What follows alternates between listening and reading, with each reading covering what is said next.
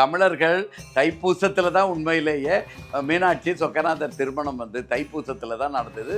அது அந்த திருமணத்திற்கு தான் அழகர் வந்து அங்கே வந்து ஆற்றில் இறங்கி குளிச்சுட்டு தங்கையோட திருமணத்தை நடத்தி வச்சுட்டு திருப்பி அங்கே போகிறது தான் உண்மையான வரலாறு.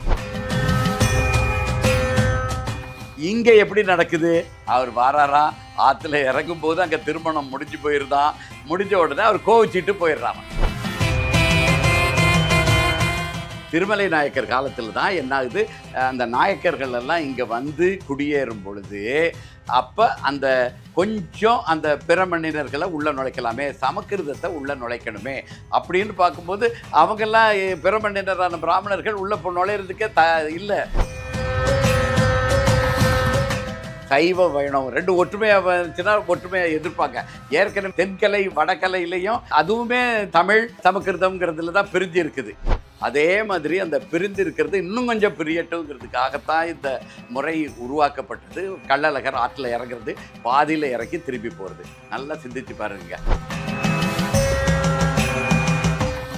தமிழர்களின் வரலாற்றில் எடுத்துக்கிட்டிங்கன்னா பெரும்பாலும் விழாக்கள் ஒன்று பௌர்ணமியை ஒட்டி வரும், இல்லைன்னா அமாவாசையை ஒட்டி வரும். தீபாவளின்னு எடுத்துக்கிட்டிங்கன்னா அமாவாசையை ஒட்டி வரும். சிவபெருமானுக்கும் சரி அம்மனுக்கும் சரி இந்த பௌர்ணமி முழு நிலவு அப்படியே இருக்கிறதுனால உயிர்ப்பு ஆற்றலை வழங்கக்கூடியது.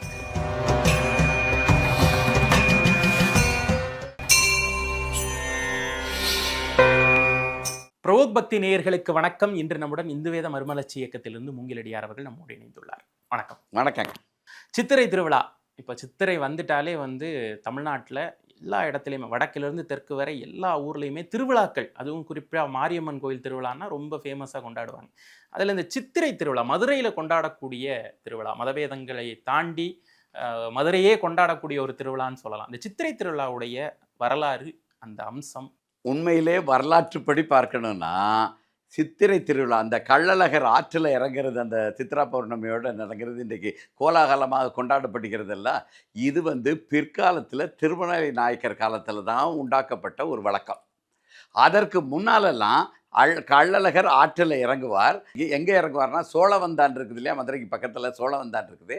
அது பக்கத்தில் தேனூருங்கிற கிராமத்தில் தான் அங்கே இறங்கி மக்களுக்கு அருள்பாலிப்பார். அவ்வளவுதானே தவிர அதுவும் எப்போன்னா, இப்போ மீனாட்சி அம்மன் திருக்கல்யாணம் எப்போ கொண்டாடிக்கிட்டு இருக்கிறோம்? சித்திரை மாதத்தில் கொண்டாடிக்கிட்டு இருக்கிறோம். பௌர்ணமி ஒட்டி அதுக்கு முன்னாடி திருக்கல்யாணம் கொண்டாடிக்கிட்டு இருக்கிறோம். அந்த காலத்தில் திருமலை நாயக்கர் மாற்றுவதற்கு முன்னாடி தேனூரில் இறங்கும் பொழுது அவர் திருமணத்தில் பங்கு பெற்று கொண்டு தான் செல்வார். எந்த மாதம் என்றால் தை மாதத்தில் தான் அந்த திருவிழா நடந்திருக்கிறது. அப்போ தை மாதத்தில் தான் தமிழர்கள் தைப்பூசத்தில் தான் உண்மையிலேயே மீனாட்சி சொக்கநாதர் திருமணம் தைப்பூசத்தில் தான் நடந்தது. அது அந்த திருமணத்திற்கு தான் அழகர் அங்கே வந்து ஆற்றில் இறங்கி குளிச்சுட்டு தங்கையோட திருமணத்தை நடத்தி வச்சுட்டு திருப்பி அங்கே போகிறது தான் உண்மையான வரலாறு. இப்போ திருமலை நாயக்கர் தான் அதை மாற்றுறதுக்கு ஒரு காரணம் சொல்லப்படுகிறது. ரெண்டு காரணம் உண்மையில் சொல்கிறாங்க. ஒன்று அறுவடை திருநாள், அந்த தை மாதத்தில் அறுவடை திருநாள் ஒட்டி வர்றதுனால மக்களுக்கு அதில் கலந்து கொள்ளவே முடியவில்லை. அவர் மாற்றி வச்சாருங்கிறாரு. அது உண்மையான காரணம் கிடையாது. தமிழர் புத்தாண்டு நடக்கிறதும் சரி, தை பொங்கலும் சரி, எப்பவும் கொண்டாடிக்கிட்டே தானே மக்கள் இருக்கிறாங்க. அந்த தை பொங்கல் கொண்டாடுற அளவுக்கு மக்களுக்கு நேரம் இருந்துச்சுன்னா அறுவடை முடிஞ்ச பிறகு தானே தை மாதத்தில் வருது. அப்போ அறுவடைக்கு பிறகு தானே வருது. அப்போ அதில் அறுவடையோட மக்கள் ரொம்ப பிஸியாக இருந்தாங்க, வேலையில் ஈடுபட்டு இருந்தாங்கங்கிறதெல்லாம் அதெல்லாம் ஏற்புடையது வாதம் அல்ல. தை பொங்கலை தமிழர்கள் தொடர்ந்து கொண்டாடி கொண்டு இருக்கிறார்கள்.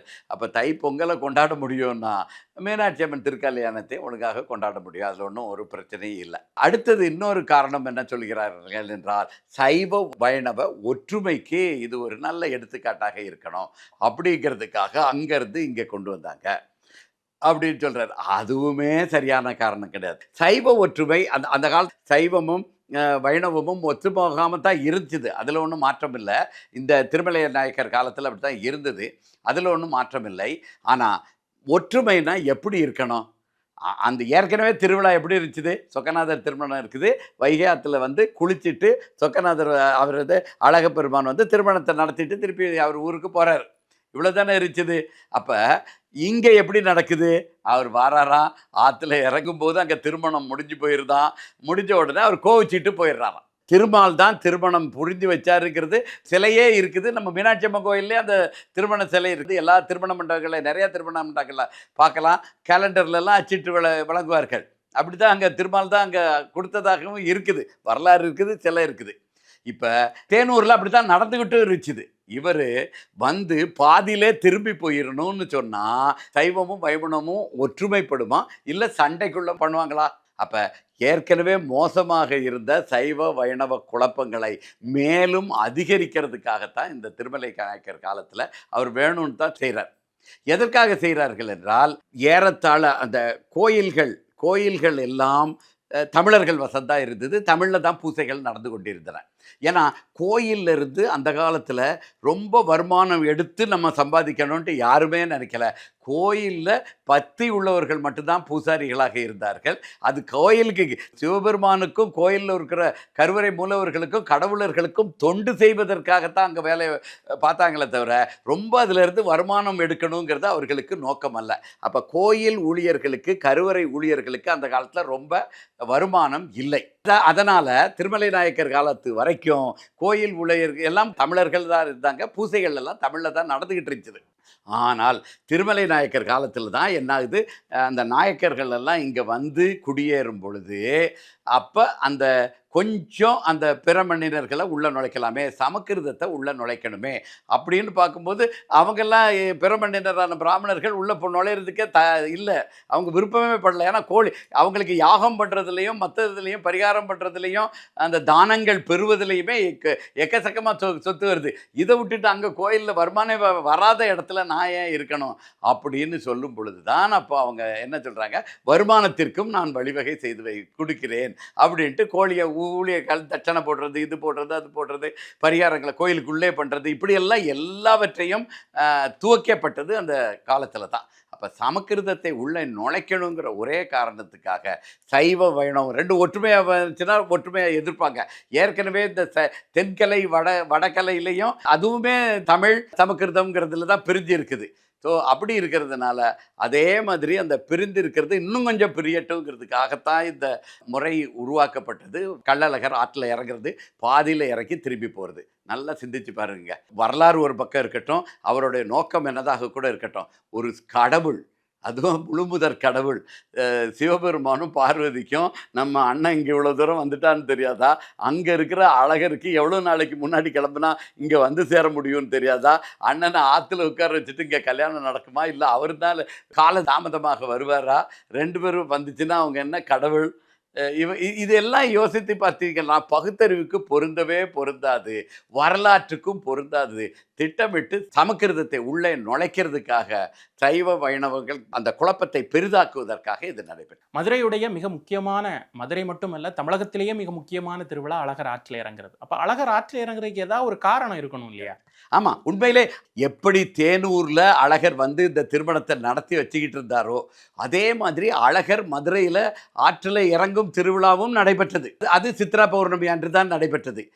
அது எதற்காகன்னா, நற்றவ மாமுனின்னு ஒரு மாமுனி இருக்கிறாரு. அவர் அவர் வந்து அழகர் கோயிலில் தான் இருந்து அந்த மேலே இருக்கிறதுல நூபுர கங்கை தீர்த்தத்தில் நீராடி விட்டு அங்கே மேலே இருந்து கள்ளழகரை வழிபட்டு கொண்டிருந்த ஒரு முனிவர் நற்றவ மாமுனிங்கிறவர். அவருக்கு வந்து துர்வாசகர் வரும்போது அவருக்கு சரியாக பணிவிடைகள் செய்ய முடியாமல் இவர் வந்து பூசையில் தவத்தில் ஆழ்ந்திருந்ததுனால அவர் கவனிக்கலை. துர்வாசகரின் சாபம் பெற்று தவளையாக மாறிவிடுகிறார். அப்போ அந்த தவளைக்கு முக்தி கொடுக்க வேண்டும் அப்படின்ட்டா அவர் நற்றவத்தோன் எனக்கு அதை பற்றி துர்வாசகர் சாபத்தை பற்றி கூட நற்றவ மாமுனி கவலைப்படலை. ஏன்னா எப்பவுமே அழகர் தான் தவத்தில் தான் இருக்க போகிறேன், அது தவளையாக இருந்தான்னா மனிதனாக இருந்தான்னு எனக்கு ஒன்றும் வேறுபாடு இல்லைட்டு அவர் தொடர்ந்து தவம் இருந்து கொண்டே தான் இருக்கிறார். அப்போ கள்ளழகராக தான் சரி இப்போ இருக்கிறது போகட்டும், அவருக்கு நமக்கு தவளையிலிருந்து முத்தி கொடுத்து விடுவோம் அப்படின்ட்டு அழகர் ஆட்கொண்ட தினம் தான் தவளையாக இருந்ததுனால அவர் வந்து நூபுர கங்கையில் இருக்க முடியலை. அவர் வந்து வைகை ஆற்றங்கரையில் இருந்து தவம் புரிந்துக்கிட்டே இருக்கிறார். கள்ளழகர் அவருக்கு வந்து முத்தி கொடுத்து அவரை தன்னோடு இணைத்து கொள்வதற்காக வந்தது தான் இந்த அங்கிருந்து வந்து இங்கே ஆற்றில் இறங்கும் திருவிழா சித்ரா பௌர்ணமியில் நடந்து கொண்டிருந்தது. அது நற்றவ மாமுனிக்கு முத்தி கொடுக்கறதுக்காக வந்து இவர் அங்கிருந்து கொஞ்சம் எடுத்து எடுத்தார், இங்கேருந்து கொஞ்சம் எடுத்தார், ரெண்டையும் சேர்த்து வச்சார். கடைசியில் இந்த குழப்பத்துக்குள்ள சமக்கிருதம் உள்ளே நுழைஞ்சிடுச்சு. எல்லா கோயில்கள்லையும் ஆக்கிரமிப்பு நடத்தி. சித்ரா பௌர்ணமி நம்ம தமிழர்களுடைய வாழ்வியல்ல, அதுவும் குலதெய்வ வழிபாட்டில் சித்ரா பௌர்ணமி அன்று வழிபாடு, அப்புறம் நிறைய கோவில்கள், ஏன் நம்ம கொடுங்கநல்லூரில் இருக்கக்கூடிய பகவதியிலேருந்து ஆரம்பித்து பிரச்சனைக்குரிய கண்ணகி மலை எல்லாமே அந்த சித்ரா பௌர்ணமி திருவிழாவில் தான் வந்து நிலை கொண்டு இருக்குது. அப்போ இந்த சித்ரா பௌர்ணமியுடைய சிறப்பு தமிழர்களின் வரலாற்றில் எடுத்துக்கிட்டிங்கன்னா பெரும்பாலும் விழாக்கள் ஒன்று பௌர்ணமியை ஒட்டி வரும், இல்லைன்னா அமாவாசையை ஒட்டி வரும். தீபாவளின்னு எடுத்துக்கிட்டிங்கன்னா அமாவாசையை ஒட்டி வரும். பௌர்ணமியை ஒட்டி வர அந்த சிறப்பான நாட்கள் எல்லாமே பௌர்ணமியை ஒட்டி எல்லாம் ஒவ்வொரு மாத பௌர்ணமியை ஒரு சிறப்பாக கொண்டாடுறது தான்.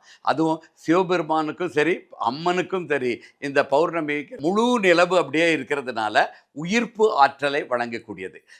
அதாவது நிலவுங்கிறது உயிர்ப்பு ஆற்றலை வழங்கக்கூடியது. இந்த முழு வீச்சில் அந்த நிலவு இருக்கும் பொழுது உயிர்ப்பு ஆற்றலை வழங்கக்கூடிய கடவுள்கள். சிவபெருமான் வந்து ஐந்தொழிலும் புரியக்கூடியவர், அதனால சிவபெருமானுக்கு சிறப்பு.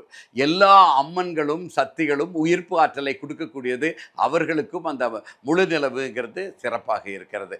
பிரம்மனுக்கும் உண்மையிலே சிறப்பான நாள் இந்த பௌர்ணமி நாள். பிரம்மனுக்கும் உயிர்ப்பு ஆற்றலை யார் யாரெல்லாம் கொடுக்குறாங்களோ அவ்வளவுக்கும் இருக்கிறது இந்த பௌர்ணமி நாட்கள்.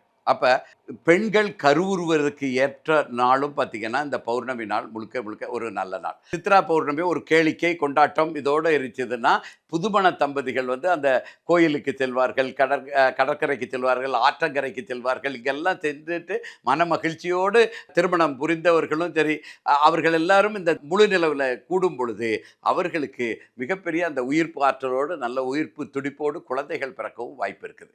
அப்போ அந்த உயிர்ப்பு ஆற்றலை வழங்கும் ஒரு திருவிழா. அதுக்கு சிவபெருமான் எங்கெங்கெல்லாம் இருக்குதோ, கிரிவலம்ங்கிறது எல்லா பௌர்ணமிகளையும் நடந்து கொண்டு இருக்கிறது தான் இருக்குது. வெள்ளியங்கிரியிலையும் மேலே போச்சுன்னா சித்ரா பௌர்ணமிக்கு மிகப்பெரிய அளவில் இருக்கும். அம்மன் கோயில்கள்லையும் இது சிறப்பாக இருக்கும். அதற்கு காரணம் இந்த உயிர்ப்பு ஆற்றல் வழங்குறது. இது கூட உலகியலாக ஒரு கொண்டாட்டத்தோடு இருக்கும் பொழுது அருளும் நமக்கு கிடைக்கும். உலகியலாக அந்த ஒரு மன மகிழ்ச்சியோடு இதை கொண்டாடும் பொழுது அகமும் புறமும் சேர்ந்து ஒரு மகிழ்ச்சி உன்னத நிலையில் அடைகிறதுக்கு இந்த சித்ரா பௌர்ணமிங்கிறது ஒரு சிறப்பான எடுத்துக்காட்டாக. சித்ரா பௌர்ணமி வழிபாடை எப்படி பண்ணணும்? அதாவது நம்ம எப்படி பண்ணணும்னா ஒரு 6:30 மணிக்கு தமிழகத்தில் பார்த்திங்கன்னா கிட்ட இந்திய நேரப்படி இப்போ இருக்கிற நேரப்படி ஒரு 6:36க்கு நிலவு உதிக்கும்.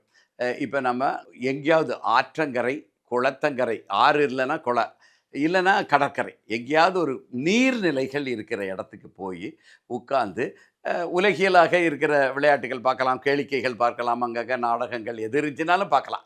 ஆனால் குறிப்பாக பார்க்கறது என்னென்னா அந்த நீர்நிலையில் அந்த சந்திரனின் ஒளி பட்டு அதை வணங்குறது மிக பெரிய நல்ல அருள் நிலைகளையும் சக்திகளை தரும். அது ஒவ்வொரு கோயில் குளத்தையும் அமைப்பையும் கடல் அந்த நீர்நிலை இருக்கிற அமைப்பு, இந்த அமைப்பை பொறுத்து நேரங்கள் வேறுபடும். அந்த நேரத்தில் உட்கார்ந்து நீங்கள் பூசைகள் செய்யலாம்.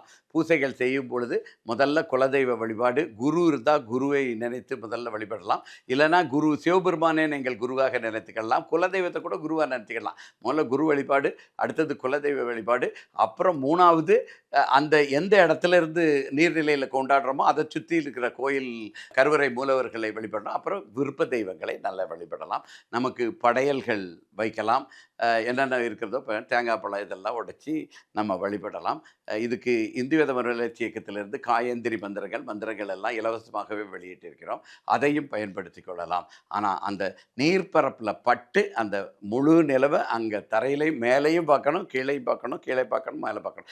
இப்படி ஒரு நிலையில் கும்பிடும் பொழுது முழுமையான ஆற்றல்கள் மனிதருக்கு கிடைத்து சிறப்பான வழிபாடாக அது அமையும். சித்திரை பௌர்ணமி விழா மட்டுமல்ல, சித்திரை திருவிழா குறித்தும் நிறைய கருத்துக்களை எங்களோட பகிர்ந்துக்கிட்டீங்க. ரொம்ப நன்றி. புரோபத்தி நண்பர்களுக்கு இந்து வேத மர்மலட்சி இயக்கத்தின் சித்திரை முழு நாள் வாழ்த்துக்கள், வணக்கங்கள். ஓம் திருச்சிற்றம்பலம். ஓம்.